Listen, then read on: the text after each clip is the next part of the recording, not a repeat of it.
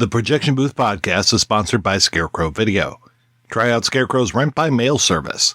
Choose from over 150,000 films and get Blu-rays, 4Ks, and DVDs delivered directly to your door. Visit scarecrow.com today.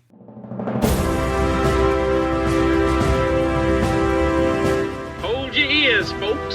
It's showtime. People pay good money to see this movie. When they go out to a theater, they want cold sodas, hot popcorn, and no monsters in the projection booth. Everyone pretend podcasting isn't boring. Turn it off. Turn it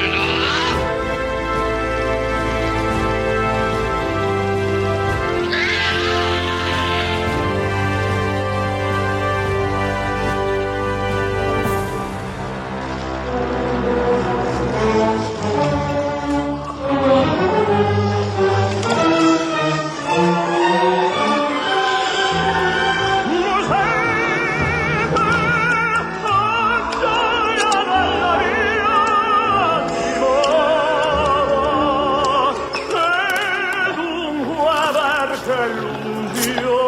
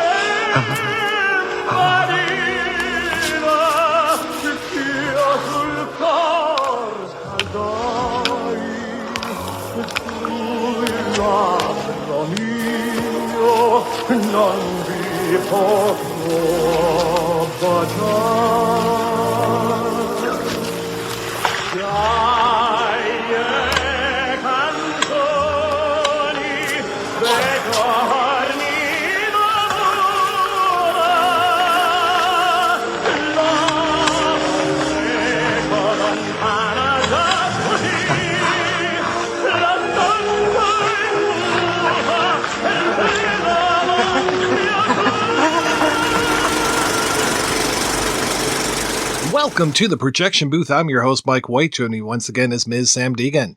Hello. Also back in the booth is Mr. Jim Vendiola. Hey, guys. We conclude Czechtember 2025 with a look at Jan Svankmajer's 1996 feature-length film, Conspirators of Pleasure. This dialogue-free film follows a handful of perverts as they indulge in their various fetishes. Their stories intertwine in some unusual and interesting ways, even flipping at one point in the narrative. I know that doesn't make a lot of sense to hear, but we will be doing our best to unravel all the fun as we ruin the movie for anyone that hasn't seen it. You have been warned. So, Sam, when was the first time you saw Conspirators of Pleasure, and what did you think? Oh, it's been a long time. I want to say I first watched it maybe when I was in college and starting to get more into Eastern European cinema, and at that point kind of struggling to find things that were available. And I think because this one, as you said, doesn't have any dialogue, you don't need subtitles.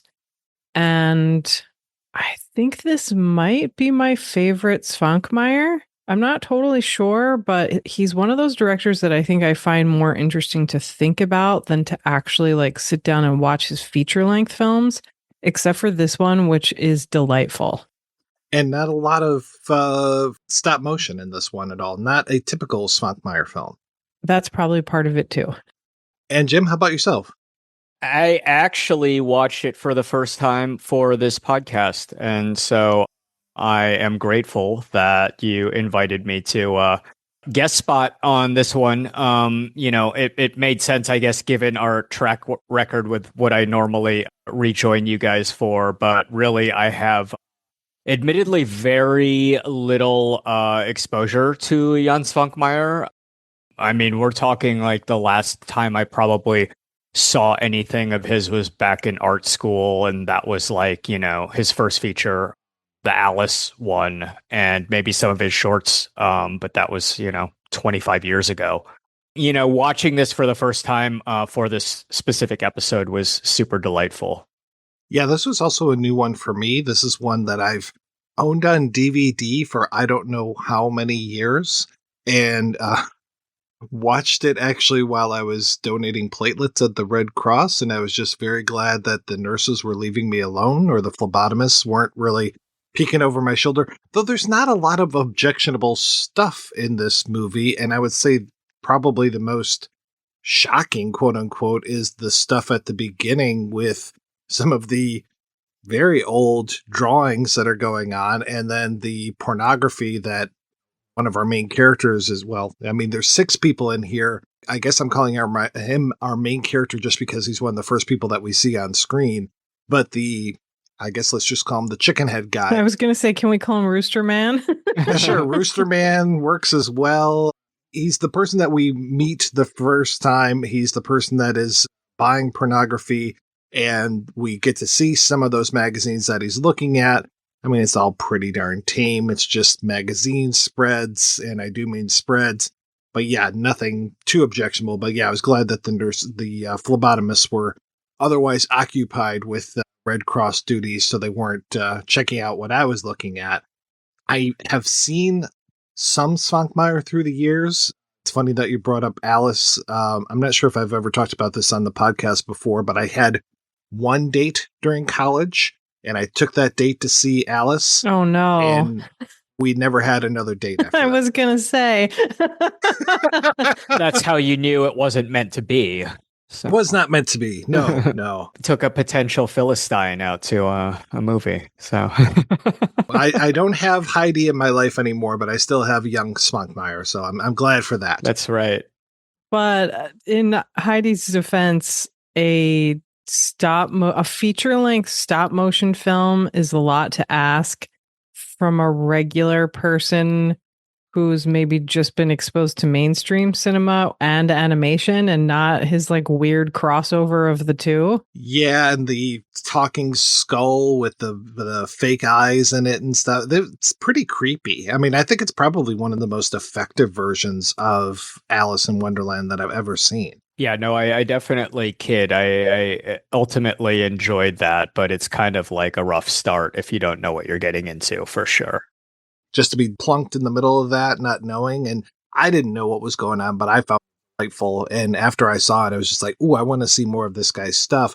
Luckily, the 90s was a pretty good time to be interested in Svankmajer, since he was doing a lot of feature work. And some of it was not too hard to find. Like you said, Sam, this one, not knowing, though, I have to admit, I was watching the movie, and there came the moment early on in the film where he gets a letter, and the letter's written like a ransom note, and it says a word in Czech, and there were no subtitles. And I was just like, oh my God, there's no subtitles. They're going to start talking in this movie. I had no idea that there was no dialogue in this film. So I was just like, fuck, I got to find the subtitles for this. So I looked high and low, and I found a few files, and I synced them up to this because I had misplaced my DVD. And then when I watched the DVD at the Red Cross, so I'd watched it twice. When I watched the DVD at the Red Cross, there are no subtitles on it whatsoever. So I searched high and low for the video file, finally found subs that matched up to it, only for one word to be translated in the entire film.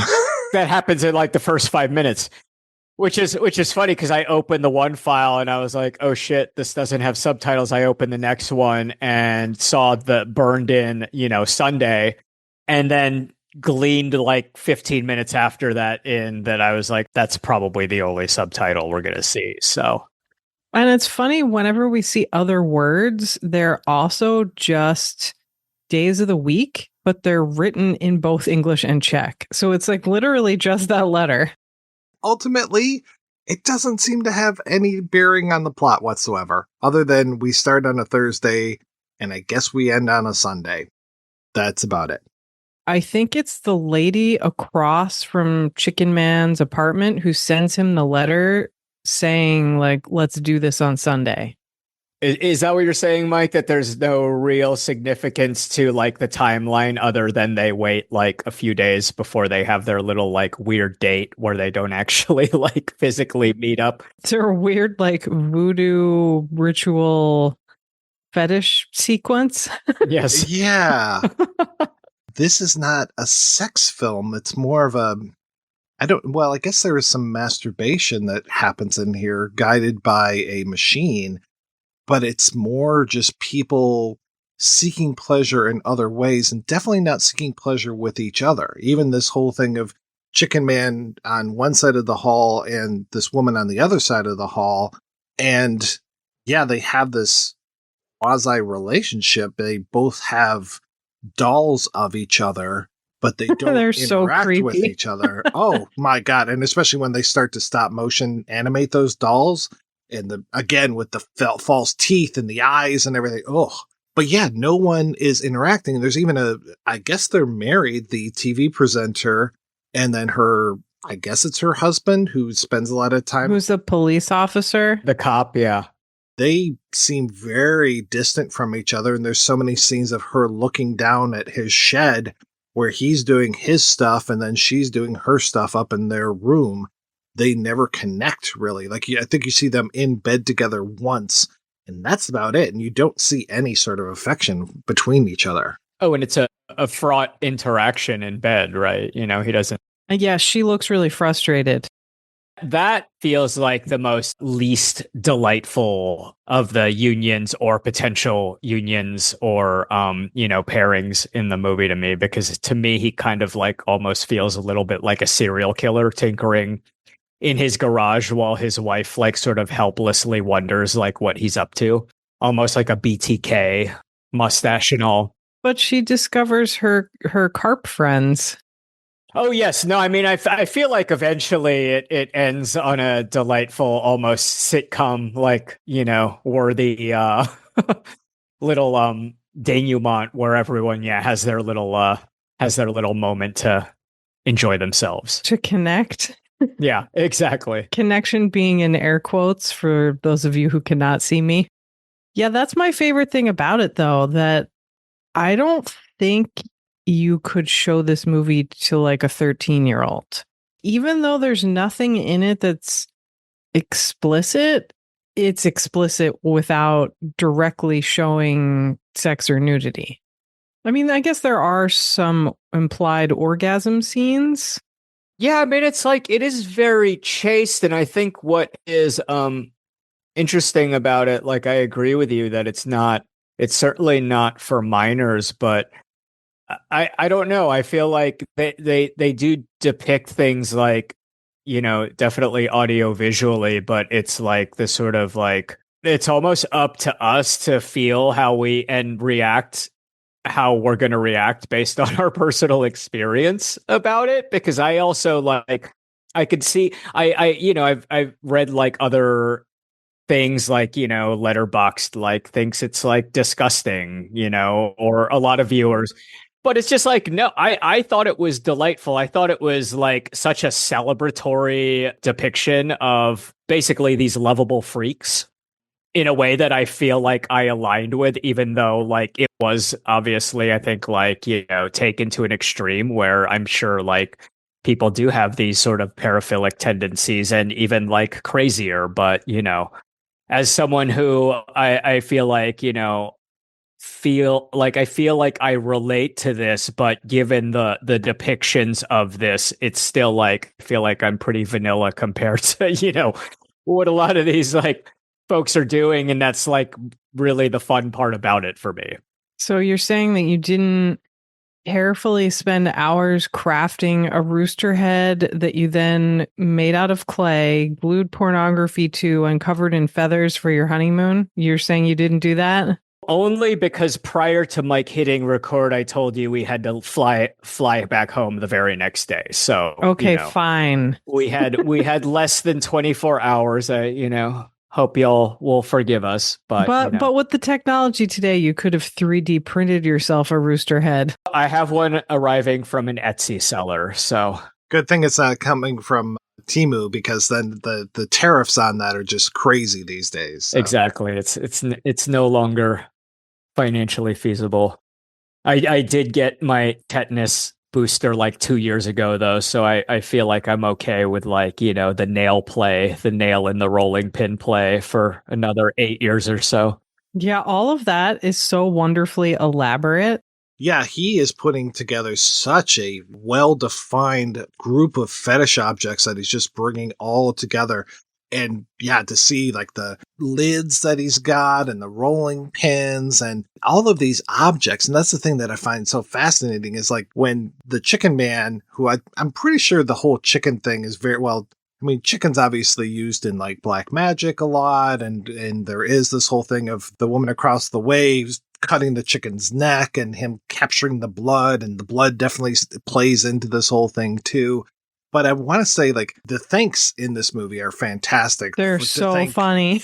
Oh, I love it. And one of the people that he thanks, that Švankmajer thanks, is Max Ernst. And Ernst had chicken images going through his stuff like crazy. Everywhere. Also, all the cut up collage stuff. Cutting up images of naked women from pornography and adding them to your fine art. That's peak Max Ernst right there. For sure. But to thank the Marquis de Sade as well as Freud. Sigmund Freud, yes, of course, Buñuel. I mean, yeah, it's. I love how open Švankmajer is about being a surrealist, very much like Buñuel, where he's just like, yeah, this is my bag. You talk to like a Lynch or whatever, he's like, I don't want labels, don't label me kind of thing. Whereas Švankmajer is just like, fuck yeah, I'm a surrealist. Yeah, this is what I do, baby. And he does it well. The elaborate play with objects, whether those be, like you're saying, with the clay and the paper and all this stuff, very organic. The postal carrier with the bread and how she is just so obsessed with hollowing out hard crust bread and making these tiny little like marble shapes with the bread.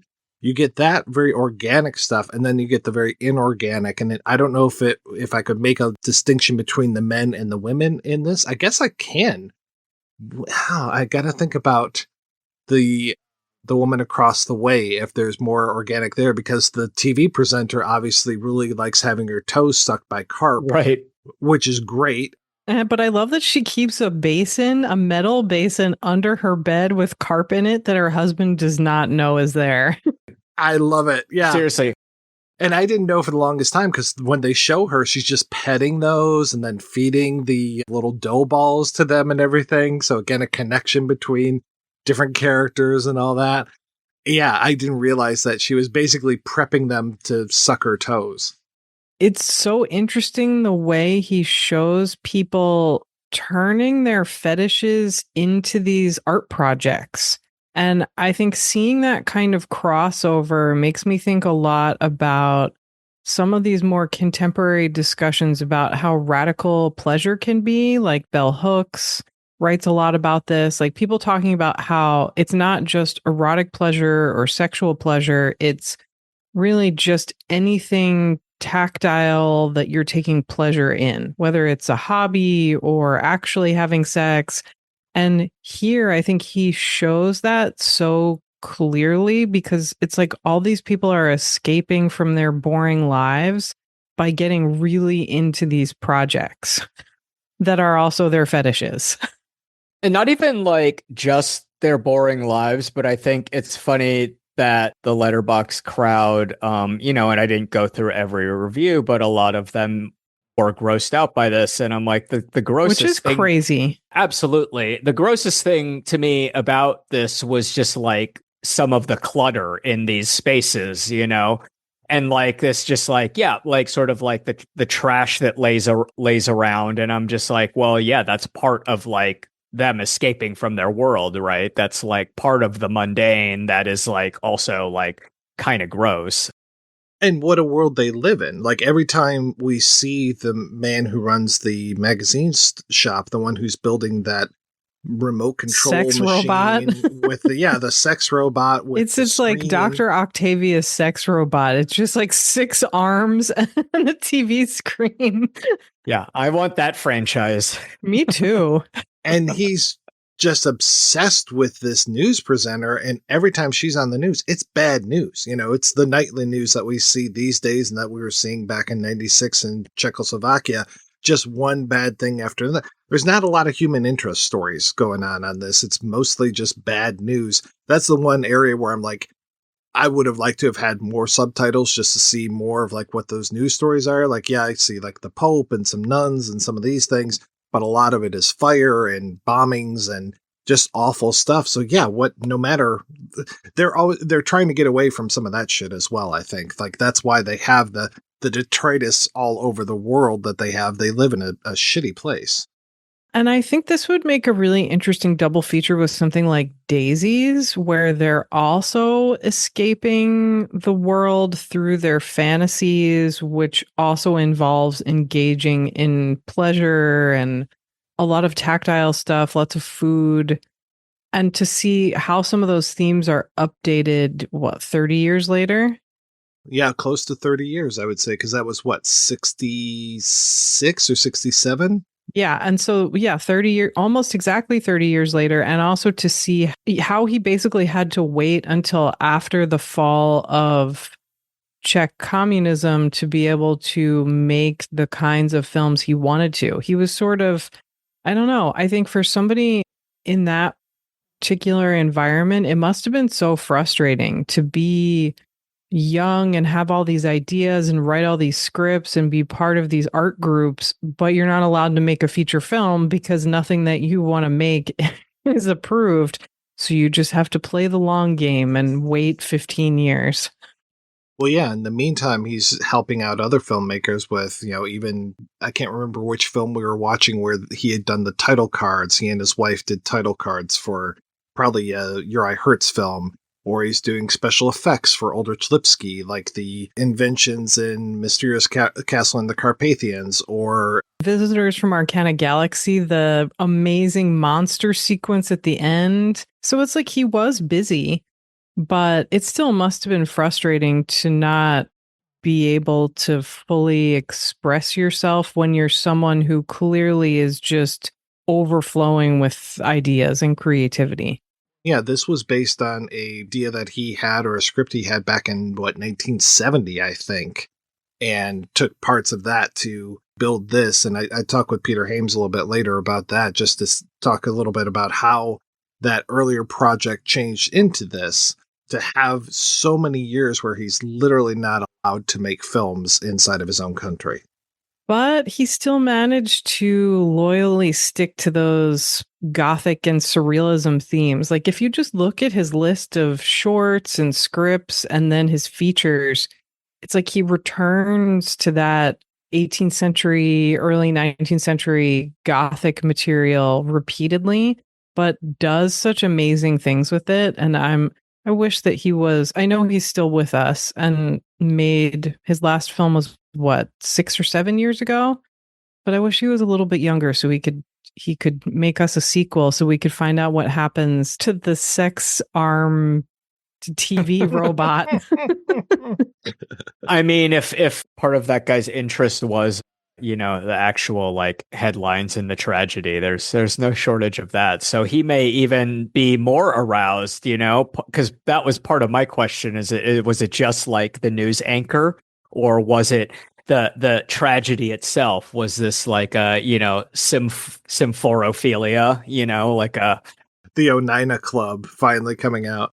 Yeah, and what her sort of relation to that was, if she was almost kind of like this mommy/dom, like this purveyor of bad news to him, which I thought was fascinating to sort of ponder. And I love that, again, that it's dialogue free because you don't really know what, the actual connection is.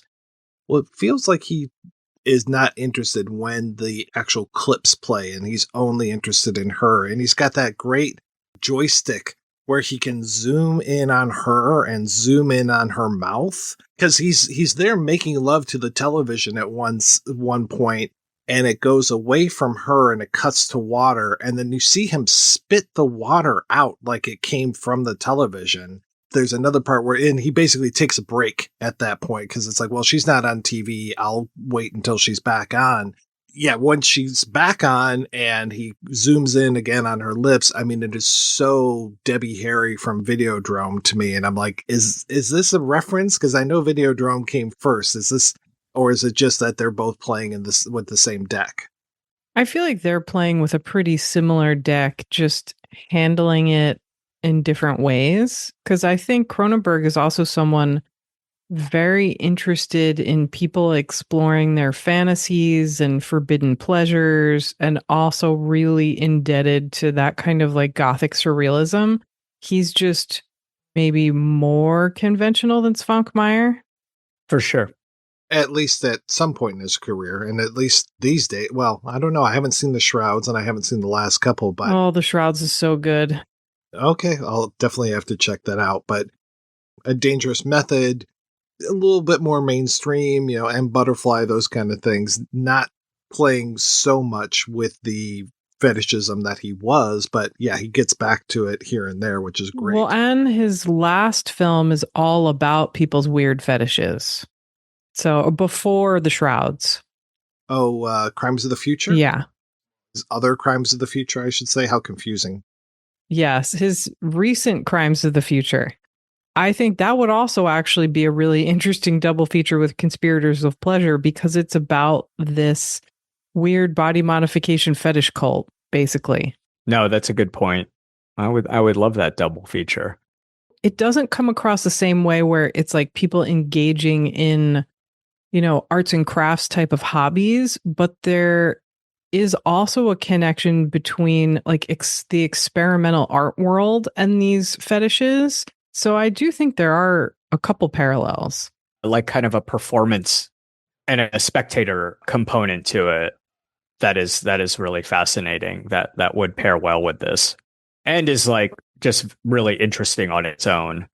But I think it also does a thing where the way people are connecting to each other is through the spectatorship, and there's less about people having one-on-one sexual relationships. So you get the same type of distancing that happens here, though I think in Conspirators of Pleasure, aside from the husband and wife, and the wife obviously feeling neglected, I think Conspirators of Pleasure is not as dark. It sort of reminds me of children, and maybe I'm saying this as basically an only child, but it sort of reminds me of like kids who don't have any other kids to play with, so they just happily go off in their own fantasy world and like make these dolls and these sculptures, and they're collaging, and like there is something very kind of whimsical and childlike about it, even though they're...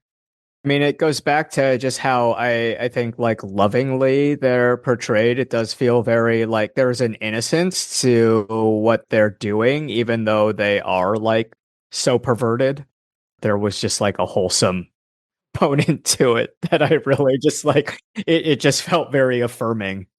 The only one who doesn't totally feel wholesome to me is the cop, who's obsessed with all these different tactile sensations. Like we mentioned, he, hammers all these nails into a bat and then rolls it on himself, and goes to the market and gets these like latex finger covers and puts them on his fingers, and then like sticks his hands in his pockets so no one can see him.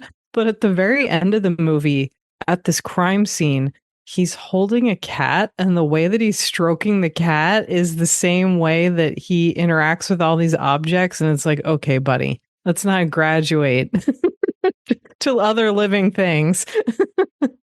Other than the death of a chicken, which is cooked and eaten and properly plucked and all that, other than that, the characters don't seem to have any sort of malice against anybody, but him cutting the fox fur and then being like, oh, I don't have enough fetish material, I need to go out again. And it's almost like a serial killer when he goes out and he's like on the hunt for the next fetish material. I'm like, ooh, okay, that's a little creepy. Does the chicken man, does he steal the cop's car?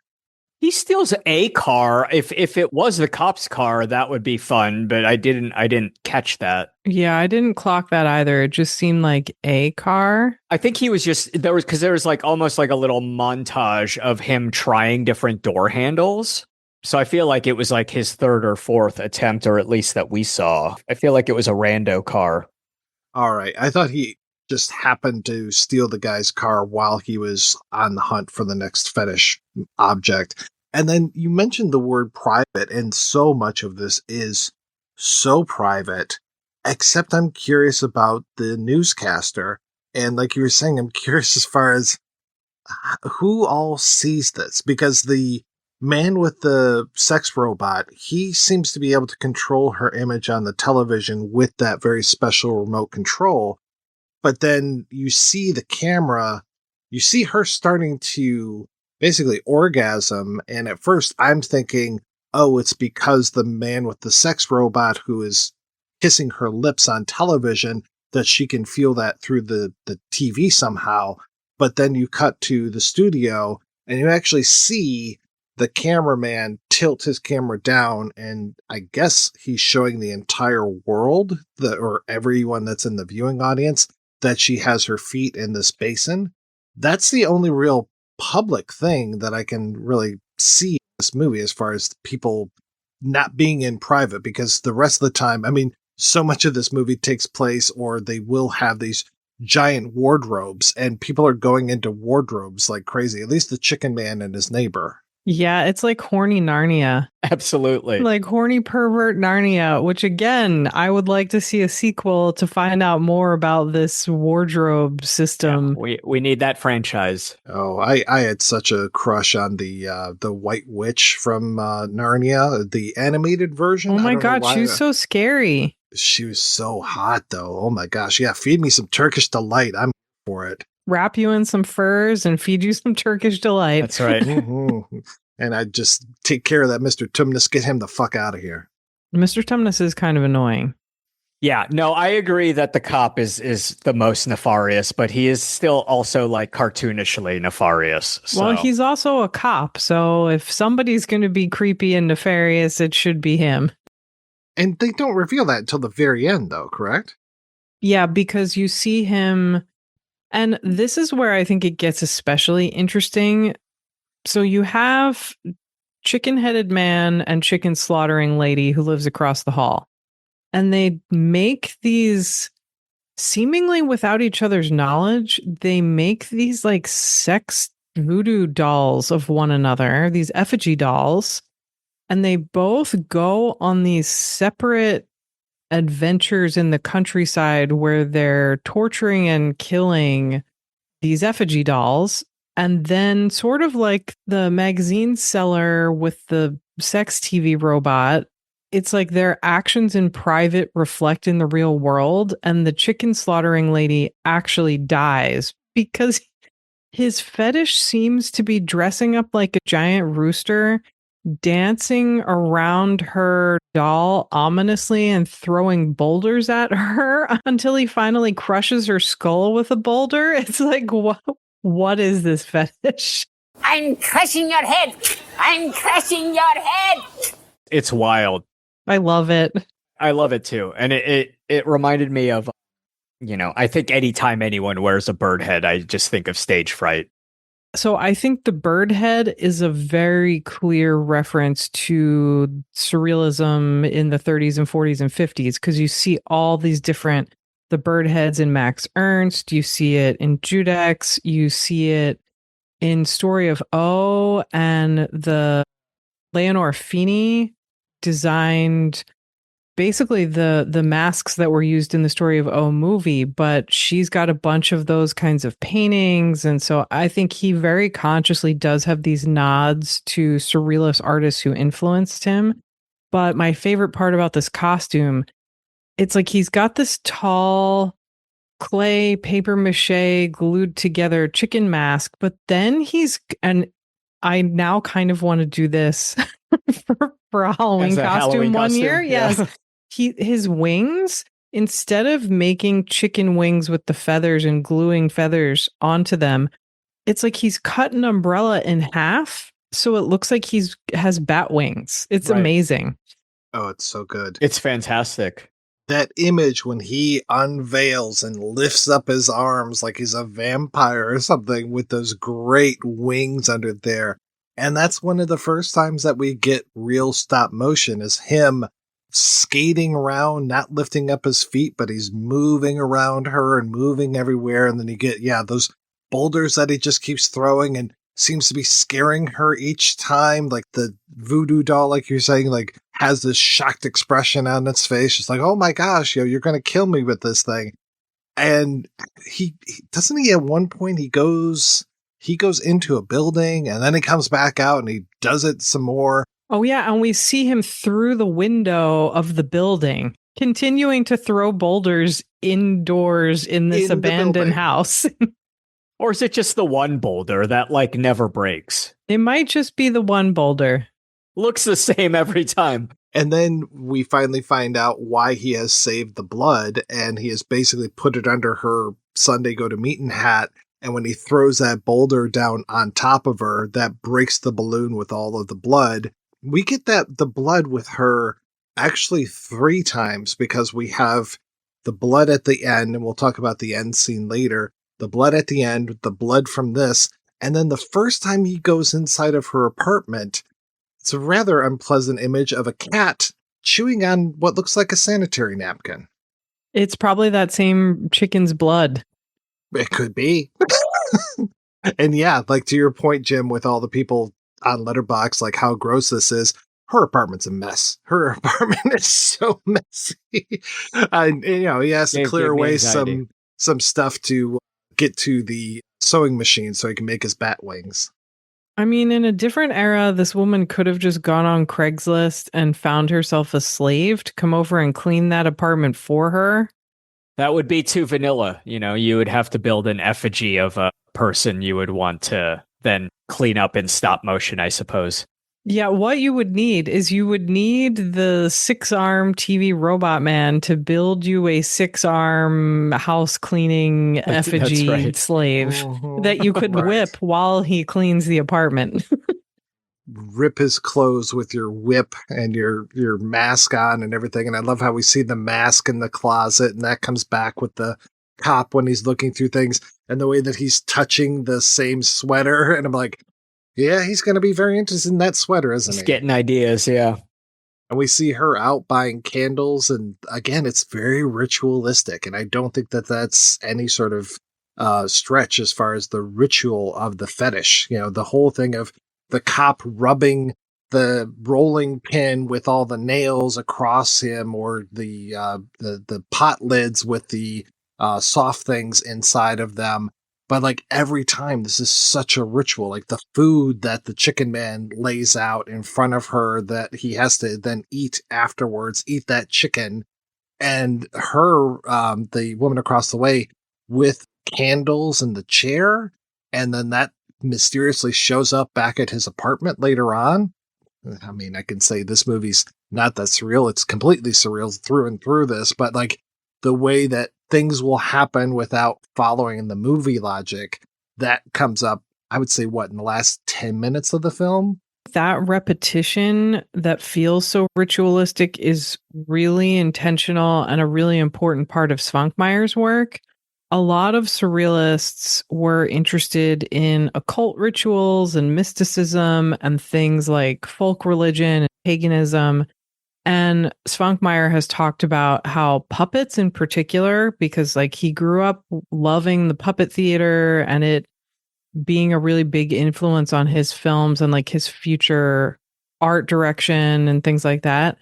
He talks about how he sees puppets as this kind of, vessel for ritual magic. And the way that it plays out repeatedly with the ritual going a little further each time in this film is such a good example of that. It's amazing.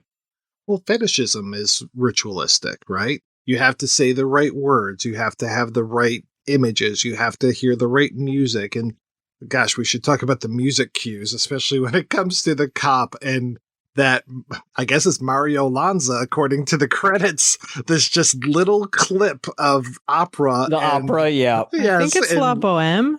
Oh my God, it is so great. Every time he gets a little, I guess, I don't know if it's aroused or if it's just like he kind of tunes into an object, that music comes screaming It's up on the so funny. soundtrack. It's so great. That's why I don't understand how people could find this gross. Like, it's clearly meant to be funny. And a lot of it is clearly pretty joyous. So I don't know. Letterbox these days. Letterbox these days, media literacy these days. That too. I mean, so much of this, like I've said, they're not hurting anybody. They're just trying to get themselves off. And they are doing this in a world where human connections seem to be very difficult to come by, and helping themselves out, as it were, giving themselves a hand, sometimes 6 or 7 of them. Sometimes literally. And also, some of them are thinking about how to enable their fellow perverts. Like the lady with the bread marbles, that her fetish is all day throughout her work as a postal carrier. She's like making these marbles that she saves for later and then snorts them through this rubber straw and puts them in her ears, but somehow has leftover marbles that she gives to the fish fetish lady. So it's like, this is a whole, self-sustaining cycle of perversion. She's busy and also thorough. Like the bread crust that she threw out, I was so impressed by. I was like, there was not a crumb wasted there. It was just the crust. Are they ones that are left over, or does that become part of the ritual that she has to snort these, put them in her ears, and then wait, 5 minutes for the alarm clock to go off, and then are those better for the carp? Yeah, that's the thing. I wasn't sure if they were like kind of sealed by her mucus, like if that made them like kind of watertight for some, like, I don't know if that's part of the ritual or if I'm even like, thinking of it. It seems like it's part of the ritual. I mean, the last time I was in Spain, I was looking all over. They've got those pedicures that you can get where the fish will come and eat the dead skin off of your feet. They used to have that in the United States and they banned it for sanitary reasons, I guess. I was looking everywhere for that because I was like, that sounds amazing. And when I saw her with those carp chewing on her toes, I was like, yes, that's what I'm looking for. This looks great. And in fact, I thought about that because my brother went to the Philippines and got that done at one of the mega malls there. They have these giant malls. And without even, like, I did not voice this during the family, video sharing hour, but I was like, I don't know if I could do that because that might arouse me.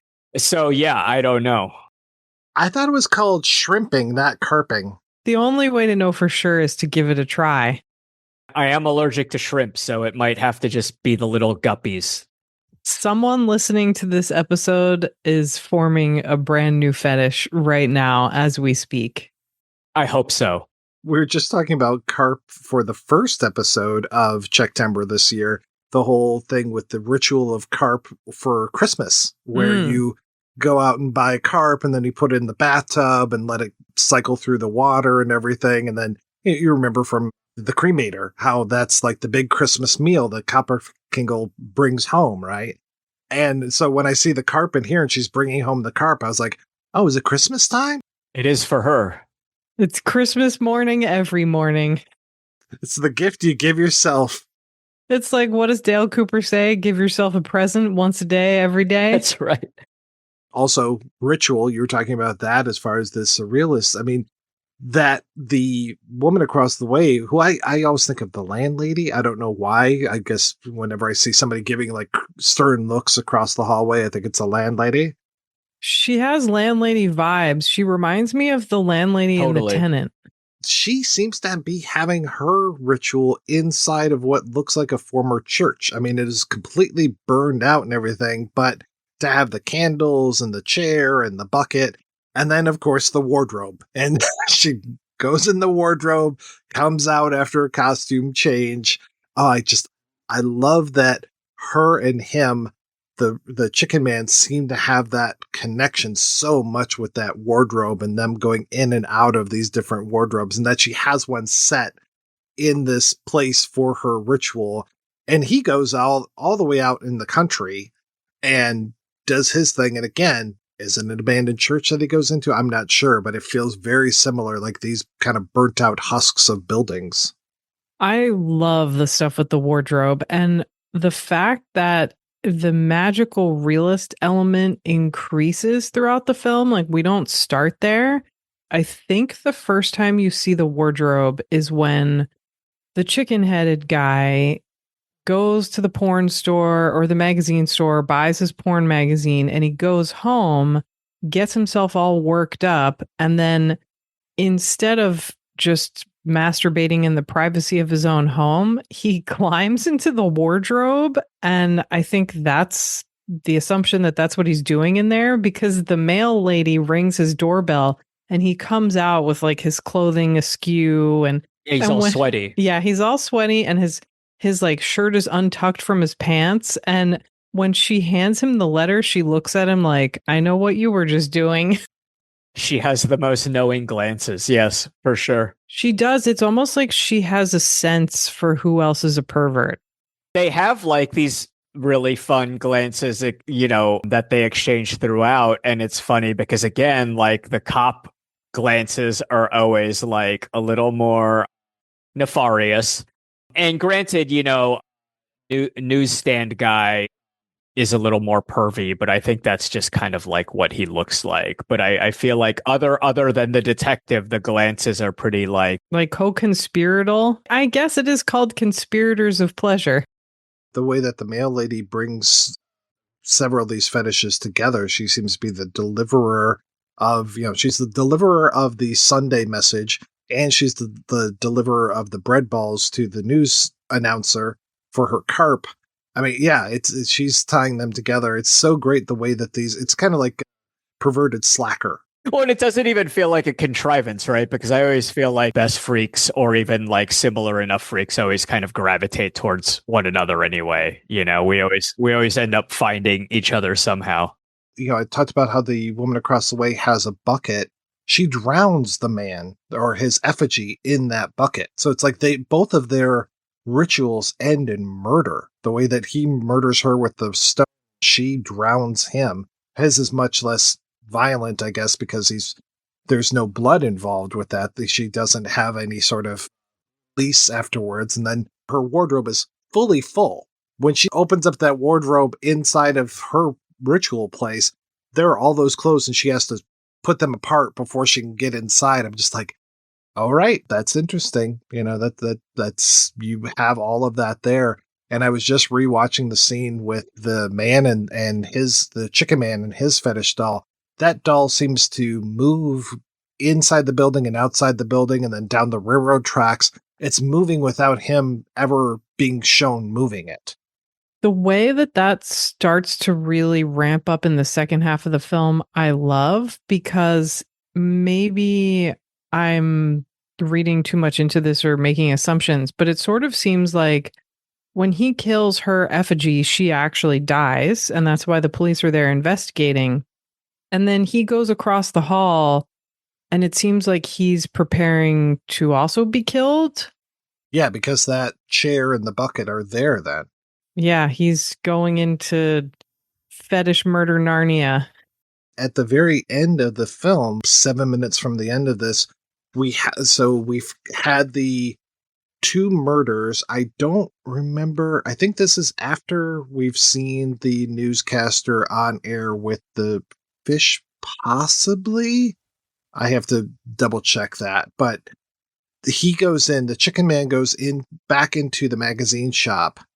And it's like that guy, the magazine seller, he's co-opting other people's fetishes, because when he pulls back the towel that he had or the blanket that he had over the electronics, now he's got a rolling pin, which is the cop's instrument, and he's got chicken feathers, and he's pasting them onto the rolling pin just the exact same very ritualistic way that the chicken man was pasting those on. And he's got the blood balloon. And he's got the blood balloon. Yes, exactly. It's like, what are you doing? Are you stealing their fetishes or what's going on? What it reminded me of, weirdly, is Exorcist 3, where the one serial killer dies but passes his spirit on to another person. I would like to imagine that he goes on to live a rich fetish life, continuing the chicken man's weird boulder throwing dance. He just absorbs it. And not to say like, oh, this movie doesn't make any sense, but I find it very interesting too that it was post her reveal of the carp on air. And when you see the chicken man walking back to the magazine shop, it's now in daylight and it looks like she has just had her orgasm. She's like getting back together, like putting her hair in place and stuff. And she's still on the air. And he walks past and he looks at her, on the TV screen, and she seems to have a big smile on her face. He doesn't seem to, ever smile really.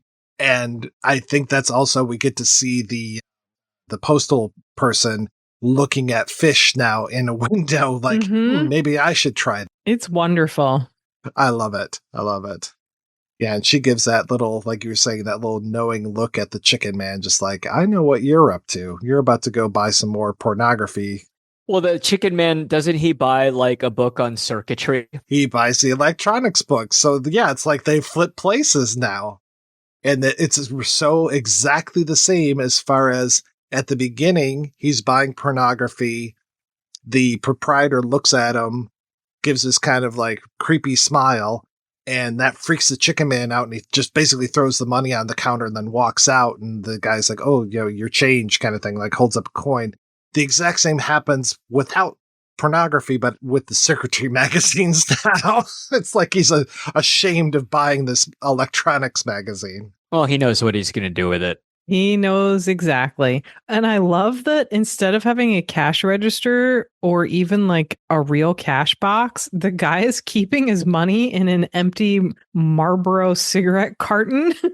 I literally remember buying those cartons from like 1996, and they were $11. I was going to say back when they were extremely affordable. I think you're right as far as him dying at the end, because he comes in, sees that bucket, sees that chair with the candles on it, and then starts taking off all the clothes. And it just feels like from that, especially that wonderful shot of the water going and the reflection of the candles. And he just seems to have this look of resignation on his face that we end with. And I don't know why murder has to come into it, but you know what? I'm okay with it. I'm really okay with everything here. He seems excited about it, like maybe a little apprehensive, but like, okay, this is what we've been working towards. And we do get that shot of the wardrobe opening too. Yeah, it seems like they're both resigned to it, and it's almost part of the ritual. And the only thing that is seemingly unexpected is that like the real world has kind of crept into it, i.e. there's like an investigation that's happening. And she actually dies because somebody has dropped a boulder on her head.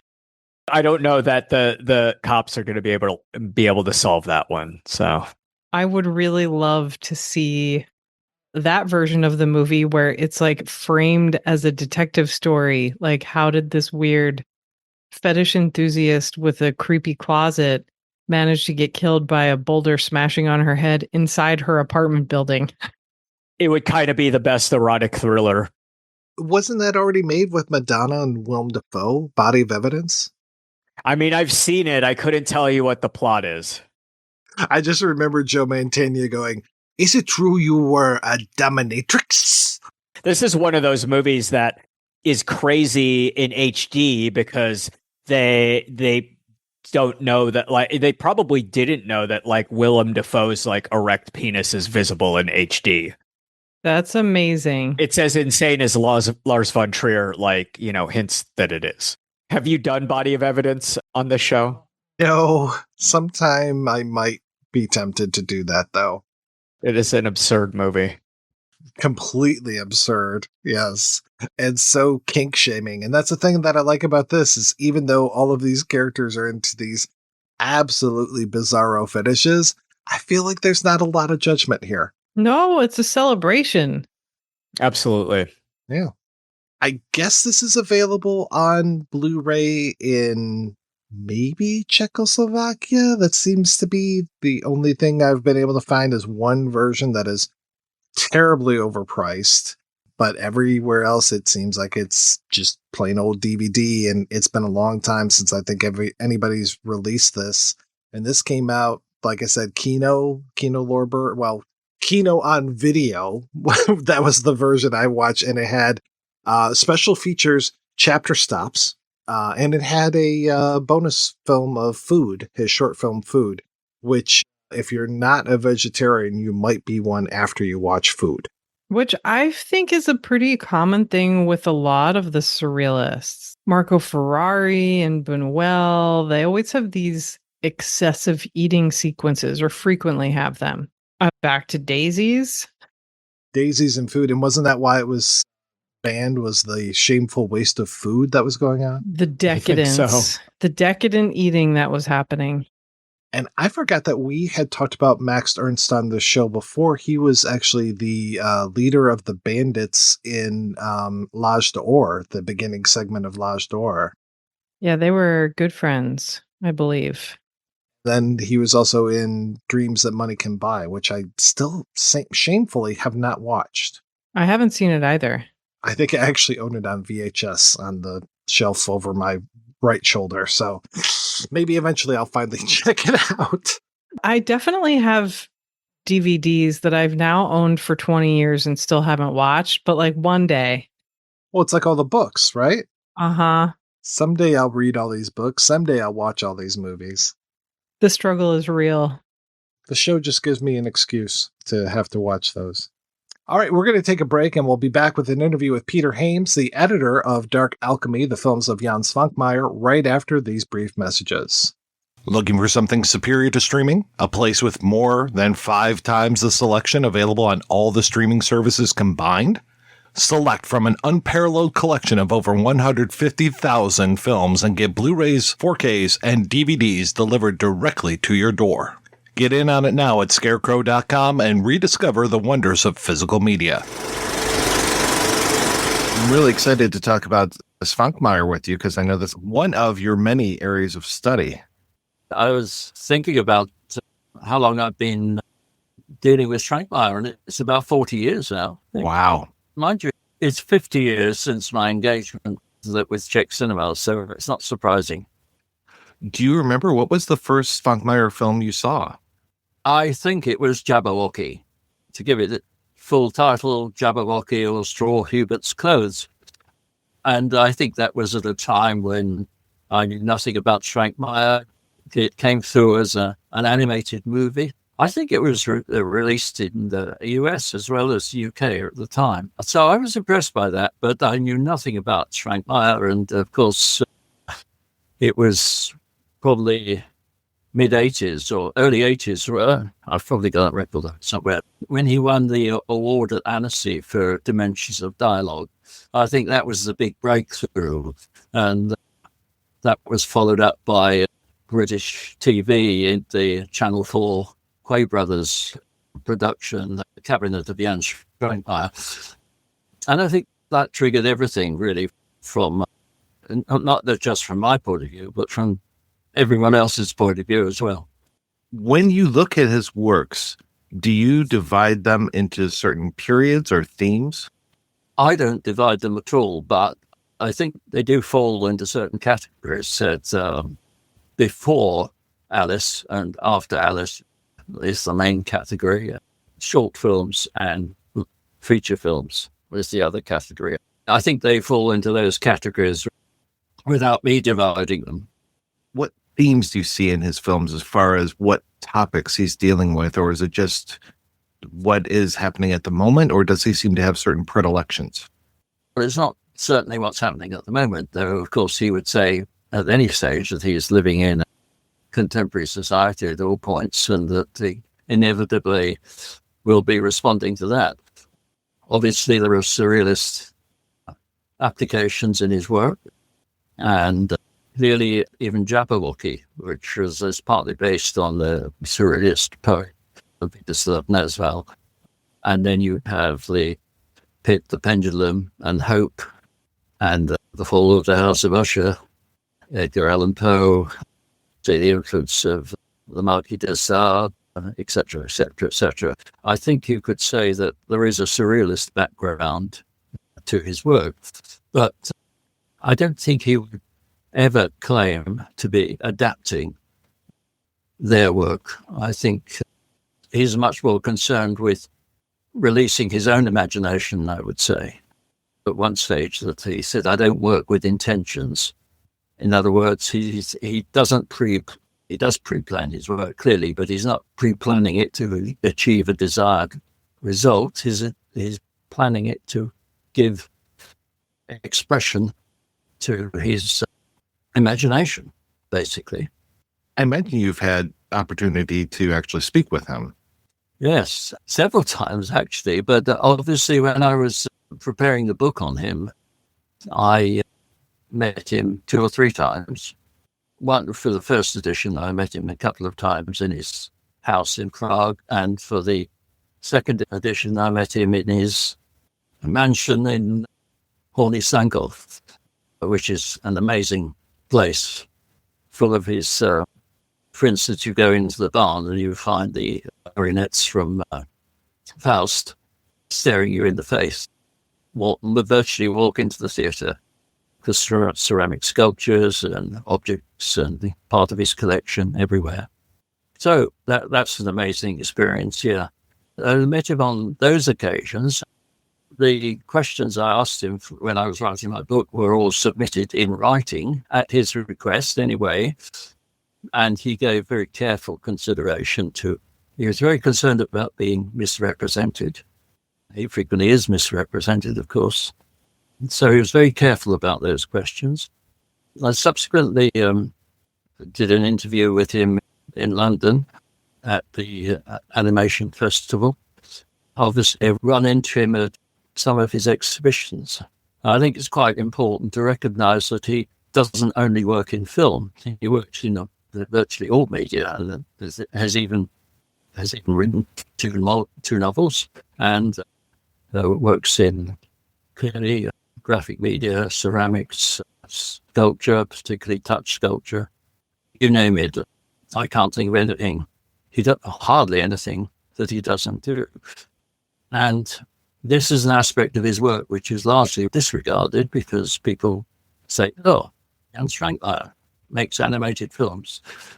He doesn't just make animated films. He makes a lot of other things as well, as not all his films are animated. It's quite interesting that his exhibitions, I've seen 3, I think, exhibitions in the UK, none of them in London, one in Wales, one in Brighton. I think somehow the orthodox art establishment accepts, oh, he's a filmmaker. They don't accept his other work. But if you go to his exhibitions, you will see that work reflected there. You will see the objects from Alice in the exhibition. All those objects and creatures and inspirations exist independently of the films. And they have a resonance outside the films as well. I was always impressed by some of the things that he did for other filmmakers, some of the title card work that he and his wife worked on, some of the special effects that he did for Lipsky or for Uri Hertz. It felt like he and Hertz really had some good collaborations. They both studied together at the puppetry faculty, so they both had that background in puppetry. Of course, Hertz was in Švankmajer's first film, The Last Trick, as one of the sort of puppet actors. He also appeared in The Flat, as another one of Švankmajer's films. So there was a close collaboration there and a kind of shared perspective to some extent, I think. And, of course, Švankmajer worked on The Ferret Vampire, which is a film that Hertz made about the car powered by human blood. Apparently some of the more extreme elements were cut out by the censors, but yeah. So that's what he was doing. He did that when a period in the 80s when he wasn't allowed to make animated films, and he worked on other people's films and in theatre and so on. But he always said he was never employed by the state industry. he always offered projects to the short film studios, and they either accepted them or rejected them. But the period during the 80s, following a number of his films, I think it was Pit, the Pendulum, and Hope, and Down to the Cellar, which they disapproved of. And then he was banned, and then later they disapproved of Dimensions of Dialogue, and he was banned again. But he survived. And he seems, it's extraordinary, really, that he managed to just seem to keep to his own ideals and convictions, regardless of what people were doing to him. He would offer some things, he would get things done, and if he couldn't do them, he would work in another media. I think he said during that period of enforced non-filmmaking period that he worked on his touch sculpture in particular and developed that. And he subsequently wrote a book called On His Touch Sculpture. So that was significant, I think. But of course, when he got to making Alice, that was largely funded from outside Czechoslovakia with Swiss, British, and I think probably some other co-production money. I remember asking the then head of the Czech Film Institute, was it a Czech film? And he said, of course it's a Czech film, but actually the money was coming from elsewhere. His first feature film, therefore, was effectively subsidized from outside. With those times that you met him, how would you describe him as a person? Very committed for the start. I think there's no question about his commitment to surrealism and the surrealist group. Absolutely firm. The other thing I think that struck me, which might not immediately occur to you, is it's extremely analytical, very precise, very logical, actually, if I could put it that way. Because if you think that the conventional notion of surrealism is something which is illogical, he's extremely logical, very clever. I also went to a lecture by him some years earlier than that, at which he was absolutely precise. Really good lecturer. He didn't do it very often, I don't think, but... Seems like you would have to be so precise with all the stop motion and just knowing what to move, and how to shoot all of that. Yeah. He did say that, with a lot of his earlier films, he worked with an animator called Bedřich Glaser, who had worked with Trunka. So he had two very good animators. But he said with Glaser that he almost didn't have to tell him what to do because they were working on the same sort of mental level. Švankmajer animated some of the... He normally directed the animation, as I understand it. But he did do some animation himself as well. But it was his idea. They produced what he wanted to see. Now, if memory serves, when I was reading about Conspirators of Pleasure, that project started much earlier than when it came out. Wasn't it based on a script from the early 70s? Is that right? That's right. I think it was Pale Bluebird, I think it was called, which he wrote in the 70s. And then he began it as a short film, as a version of this earlier script, or a development from the earlier script. And he said that I think he suddenly realized he was going to develop it into a feature film with all the other stories added. And he said, I went to my producer and said, I can't leave this alone now. I've got to turn it into a feature film. And he said, yeah, I've only got the money for a short film. Anyway, he managed to do it. That's the main thing. The initial story from the 70, we've obviously just inspired the additional stories. I think Pale Bluebird, that's the guy who creates the fetish, isn't it, of the neighbor? And she creates a fetish of him, yeah. And I can imagine how that idea might spark some other ideas. I really love the police chief who has to go away and leave his beautiful wife and go into the shed and get erotic pleasure from various kinds of objects. Everyone seems to touch each other's lives, but they're unaware of each other so much of the time. The film originally had a different title, and he gradually realized that as it developed, that they were co-conspirators.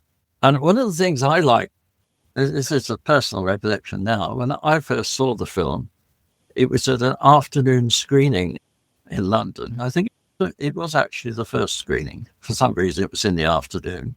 There weren't that many people there. A few men in raincoats turned up because they'd heard about it. And I managed to get the seat number 1 in row number 1 with the title Conspirators of Pleasure on it. So I was quite pleased with that, but I think I've lost the ticket now. What was the audience reaction at the time? Do you remember? I think they were puzzled. I think it's a great comedy myself.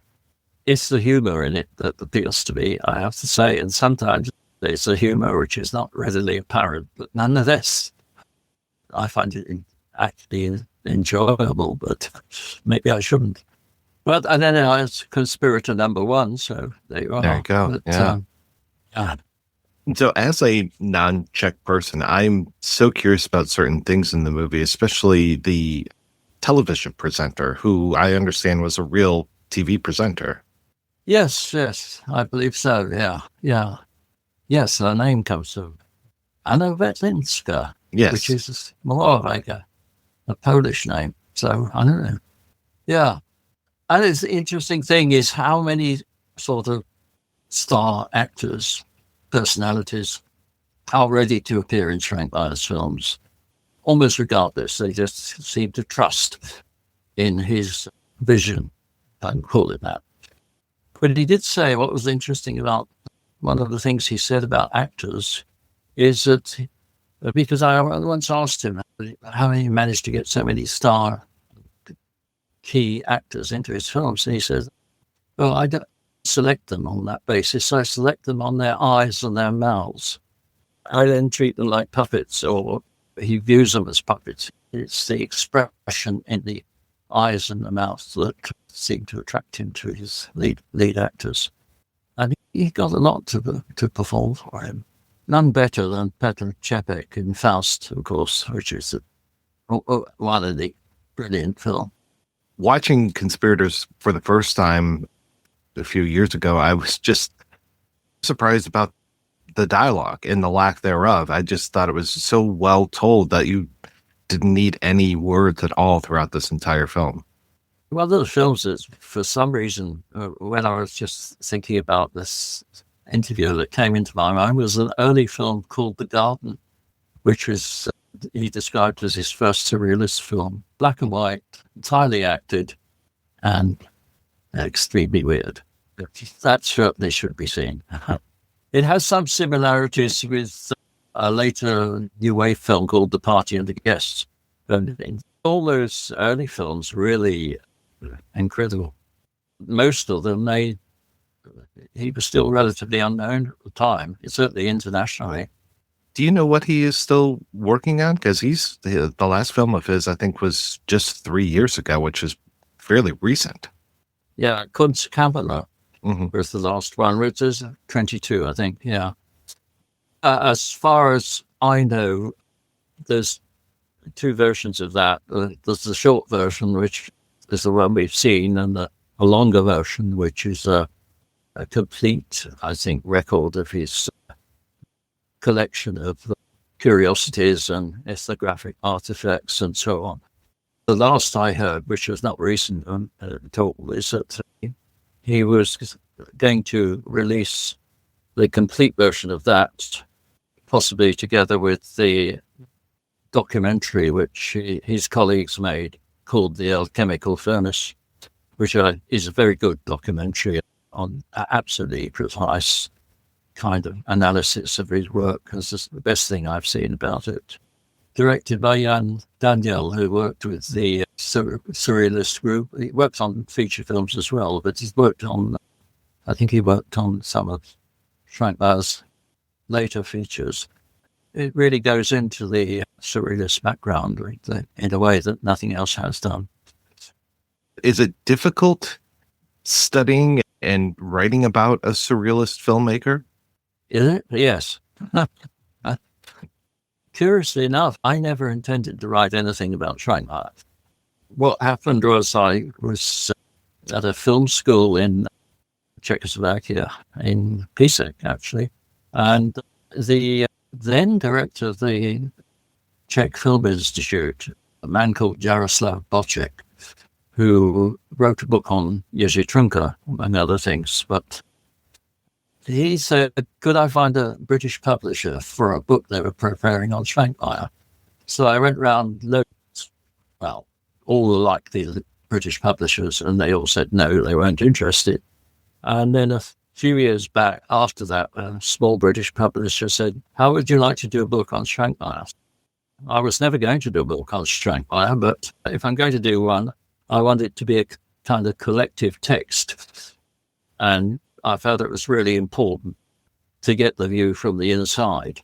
And that is absolutely clear. And that's why I did the interviews. And also I got the very difficult piece of writing by František Trier called The Force of Imagination, which is also key to Švankmajer's work.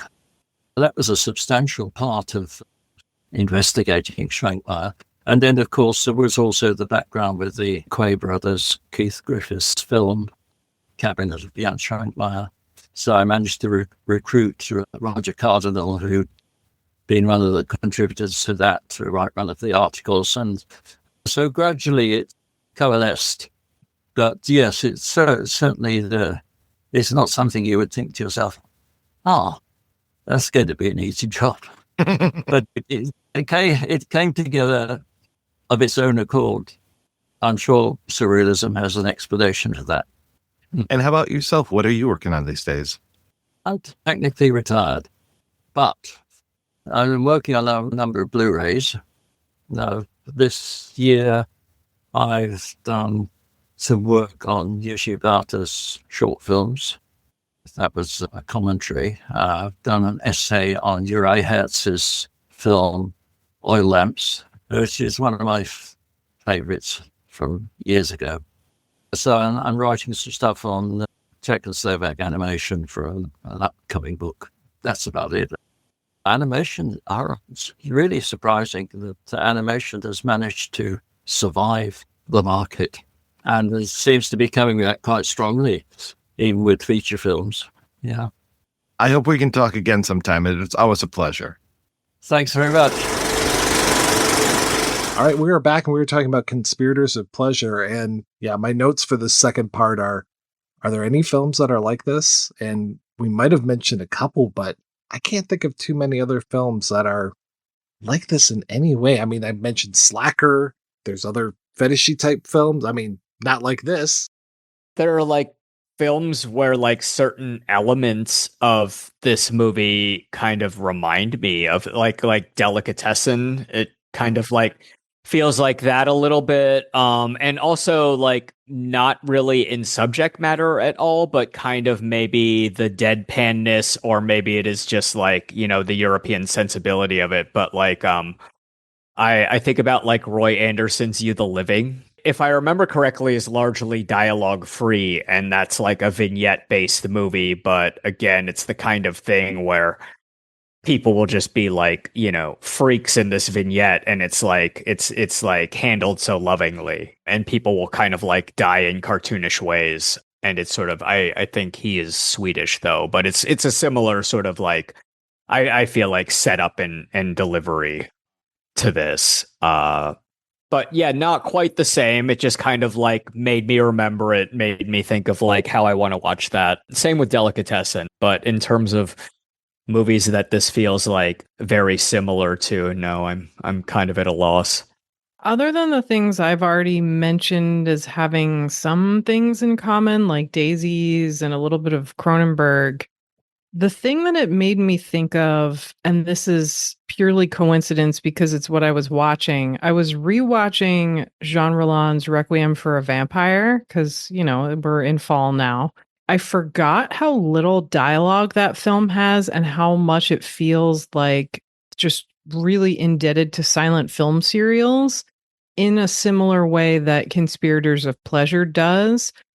I don't think it celebrates the vampires or the fetishes quite as much because there's a lot of like sexual torture and exploitation movie elements in that one. But I am always fascinated when contemporary directors who don't have to use silent cinema trappings choose to, because I feel like it makes you pay so much more attention to like the textures and the visual world. And it kind of got me wanting to watch some, I don't know, Fayad and maybe like House of Usher and other just really visually gorgeous silent films that are also gothic and weird.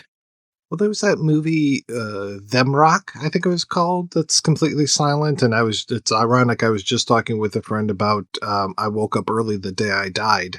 And that being a relatively silent film, which is so much fun, especially to see Billy Zane just going absolutely apeshit.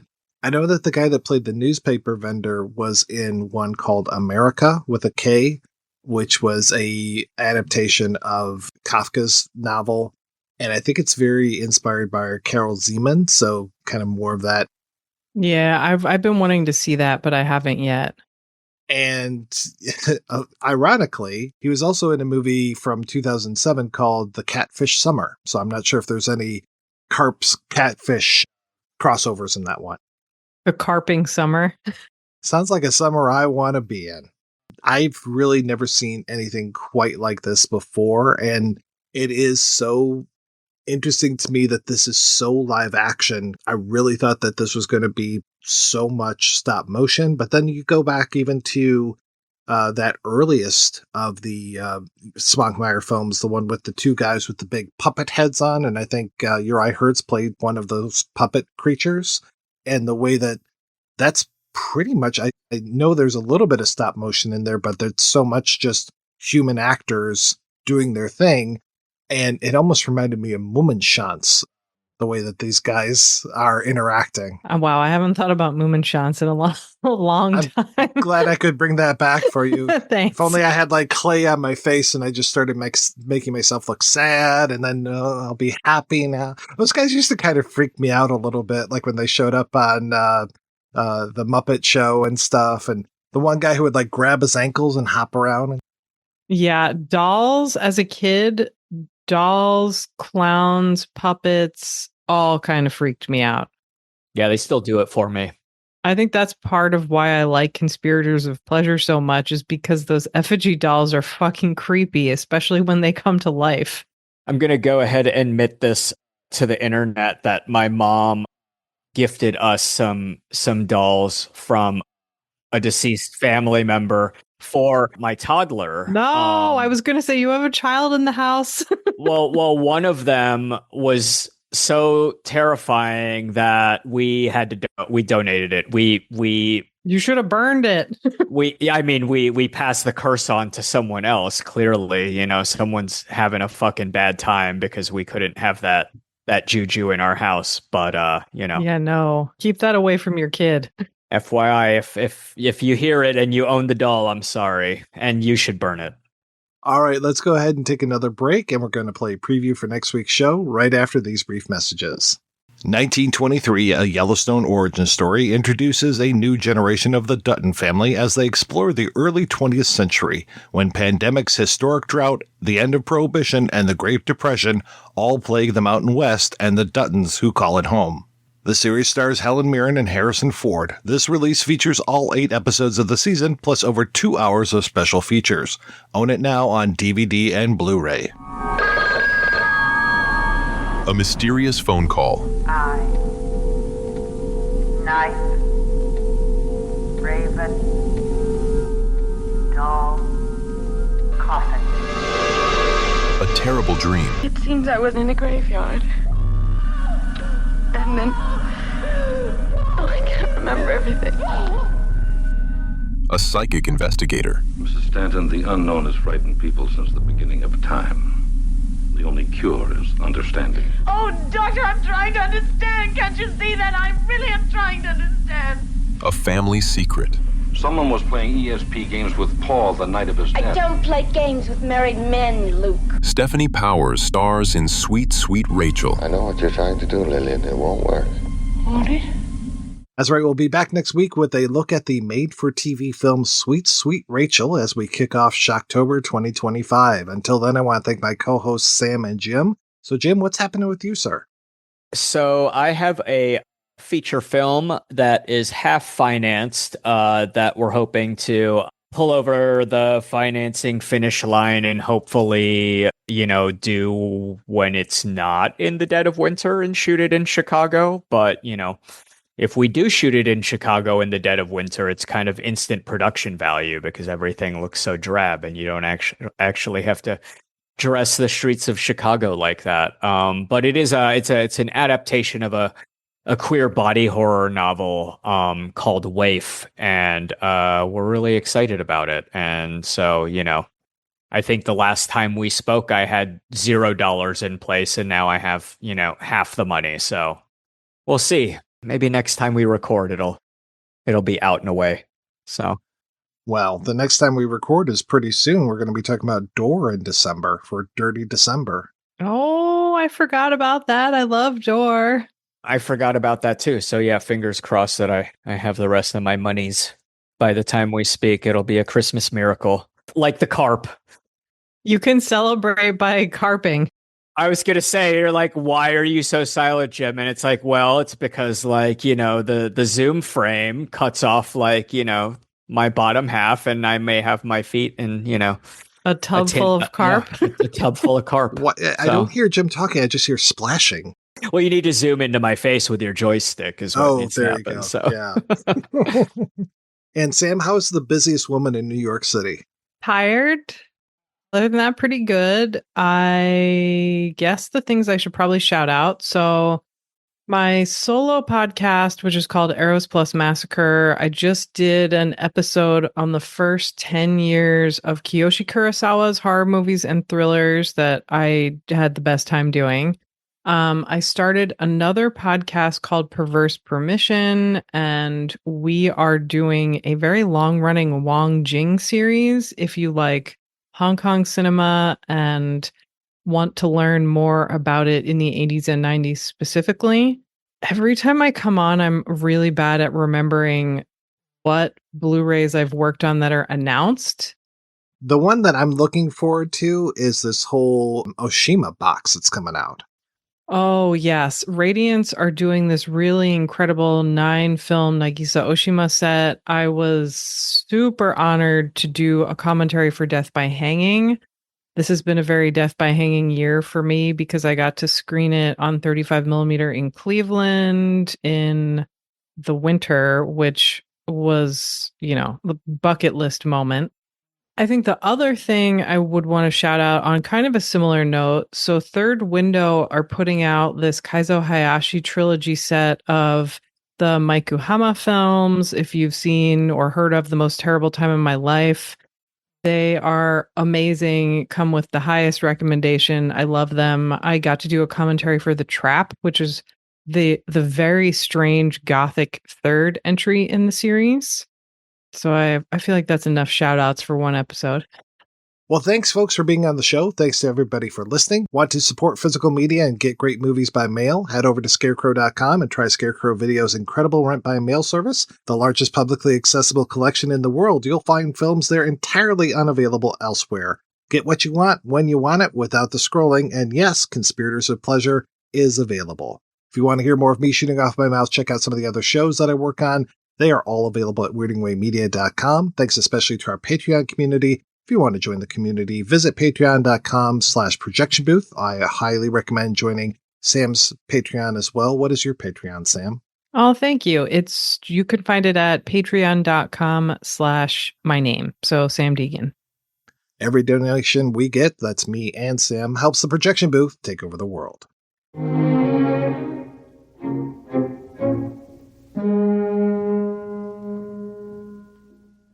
Che gelida manina, se la lasci riscaldar, cercar che giova, al buio non si trova.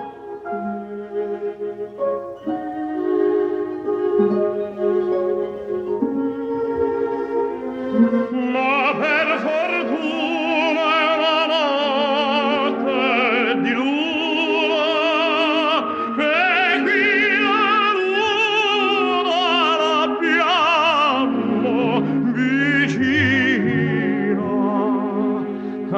aspetti, signorina, le dirò con 2 parole. Chi son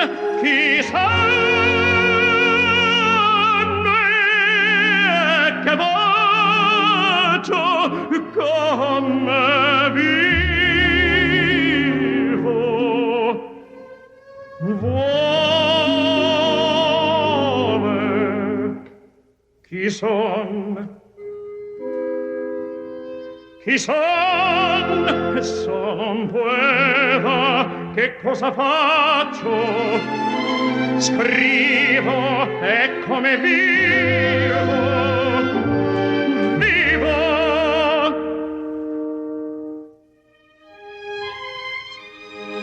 Io povertà mia lieta, scelta gran signore, rimedini d'amore, per sogni e per chimere, e per castelle in aria.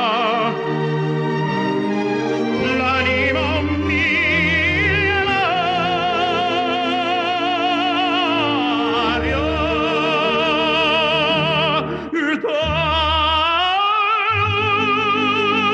dal mio forziere, ruban tutti gioielli, e 2 ladri gli occhi belli. V'entrar con voi prora ed i miei sogni usati, e i miei sogni miei, tasto si dileguar, ma il furto non m'agola.